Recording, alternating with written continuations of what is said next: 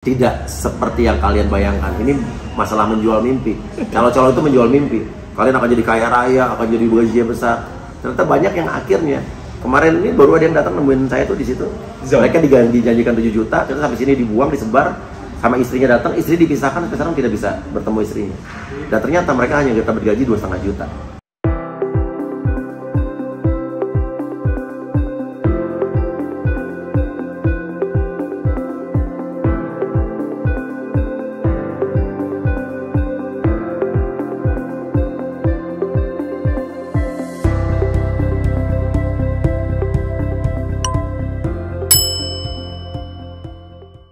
Assalamualaikum warahmatullahi wabarakatuh.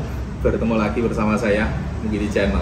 Oke, di hari ini kita mempunyai kesempatan ngobrol-ngobrol bersama Mas Uya alias Surya Utama. Pastinya sahabat-sahabat PMI khususnya tidak asing lagi, dan di saat ini Mas Uya ataupun yang Surya Utama mempunyai satu program yang bagus, khususnya bagi sahabat-sahabat PMI. Jadi di kesempatan ini kita coba ngobrol dan nanti sahabat juga bisa menyaksikan sendiri.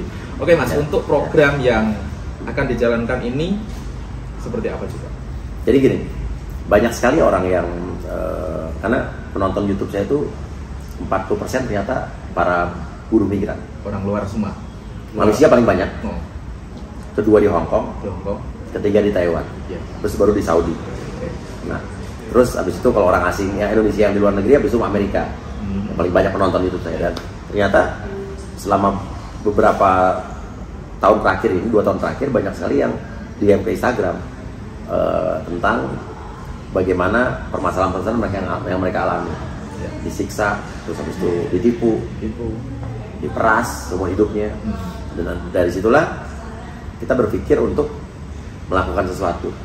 Selain kita kemarin sudah mengangkat beberapa kasus, akhirnya saya bersama teman-teman juga di sini berpikir, karena kalau saya sendiri nggak mungkin. Sendiri nggak mungkin kita bisa melakukan ini sendirian gitu kan. Nah, akhirnya kita bentuk tim yang namanya Gercep 12.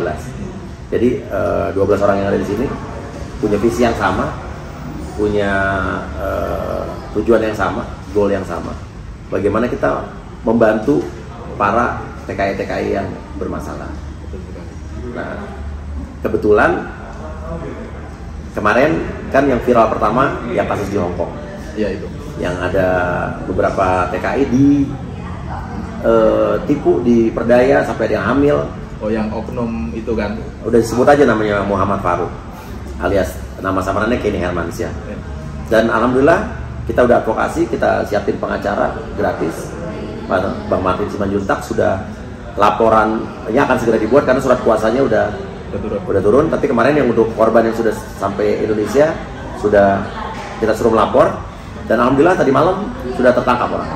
Ditangkap sama Polda Jawa Timur. Posisinya di Indonesia ya? Iya, di Indonesia, ditangkap di Sidoarjo oleh unit Krimsus. Ya, jadi alhamdulillah nih. Jadi kita sudah melakukan sesuatu dan sudah ada hasilnya. Dan kita untuk negara pertama yang kita datang ini adalah Malaysia, kebetulan di sini. Ya, Malaysia. Karena tenaga kerja Indonesia, buruh migran Indonesia paling banyak di Malaysia. Betul. Dan problemnya juga ternyata paling banyak di Malaysia. Karena ya banyak orangnya gitu kan. Nah, kemarin kita udah hubungin teman-teman yang ada di sini, ada yang ada di shelter, yang ada di luar. Dan saya di teman yang ada tadi nemuin saya di hotel, ada yang ternyata nungguin saya di depan KBRI. Banyak masalahnya dan mereka pengen pulang, dan rata-rata itu yang ilegal. Yang masuk tidak sesuai jalur. Yang diperdaya oleh calo-calo, mengaku agent padahal calo. Jadi ini itu. Dan kita rencananya tadinya besok pulang itu mau mulangin at least 10 sampai 12 orang gitu. Besok ya? Besok, tapi ternyata ada keterbatasan, tiket penuh. Iya, karena dan ada juga yang masih ada proses, harus ada proses. Tadi prosesnya apa tadi Mas? Ada pembuatan dokumen-dokumennya ya, surat-suratnya. Mudah-mudahan Senin selesai, dan ada yang sudah dapat tiket di tanggal 18 nih. 18 akan pulang mungkin 6 orang dulu yang sudah pasti bisa ready. Dan ternyata memang kita tidak semudah itu memulangkan orang. harus memenuhi persyaratan. Apalagi kalau untuk orang-orang yang nggak pegang paspor itu nggak bisa semudah itu. Itu kena proses dulu di bawah. Pengennya kita mau bisa tolongin langsung kita kalau bisa gitu kan. Tapi kan ternyata kan masih ada prosesnya. Paspor orang nggak mungkin meninggalkan satu negara tanpa identitas.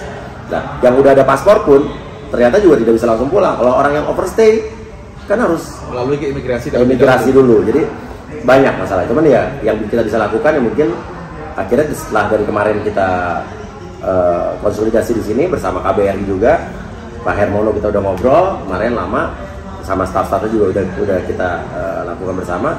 Ada 6 yang bisa pulang di tanggal 18 besok. Oke. Iya.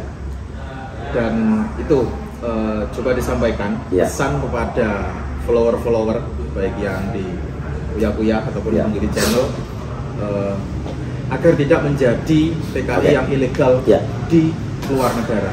Tidak kok terus di Malaysia, di mana-mana negara. Di mana-mana. Jangan.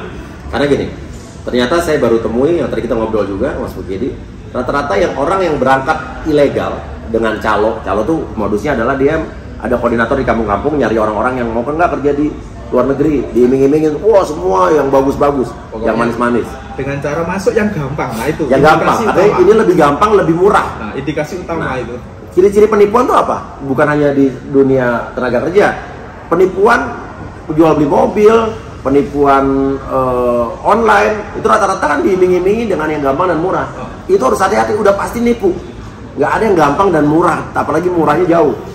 Nah intinya begitu, akhirnya sampai sini. Ada yang dibuang di tengah jalan, ada yang nggak digaji, terus paspornya ditahan, nggak bisa megang handphone di sini. Coba bayangkan itu.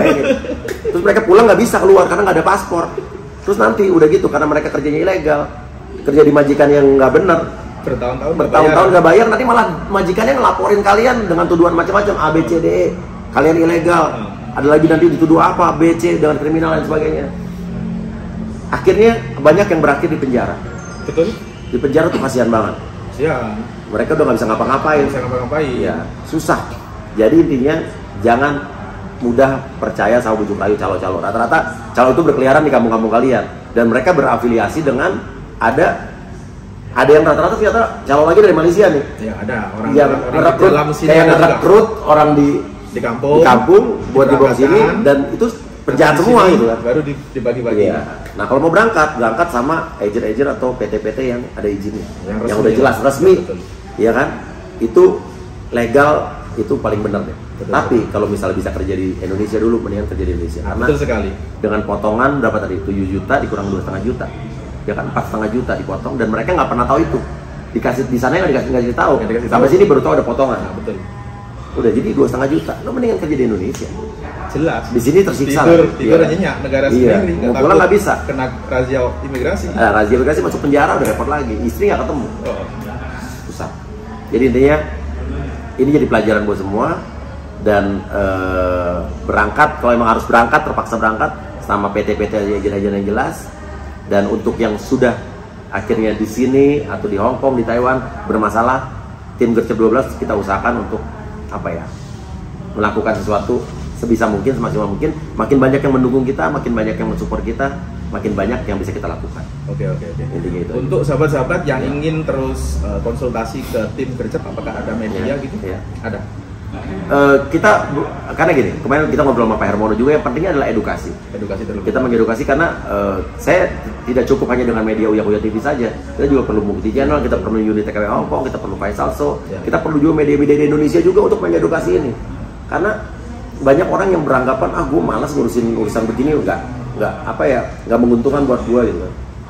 Nah ini akhirnya orang nggak ada yang mengedukasi ini. Betul. Nah, kita juga mengajak buat media-media yang ada di Indonesia juga untuk mengangkat ini agar sosialisasi ini, edukasi ini sampai ke kampung-kampung, ke tempat-tempat pelosok. Jadi orang terbuka pikirannya. Jadi itu bagus sekali lah seperti itu, karena kita tidak akan mungkin bisa melakukan sendiri. Dan terima kasih juga buat media-media nanti yang akan ikut serta bersama kita untuk mengangkat ini, mengedukasi hal seperti itu.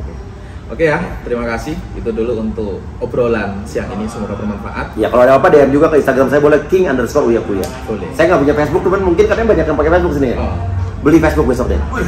Beli apa bikin sih? Bikin. Bikin ya, bikin. Oke ya, assalamualaikum warahmatullahi wabarakatuh. Bye.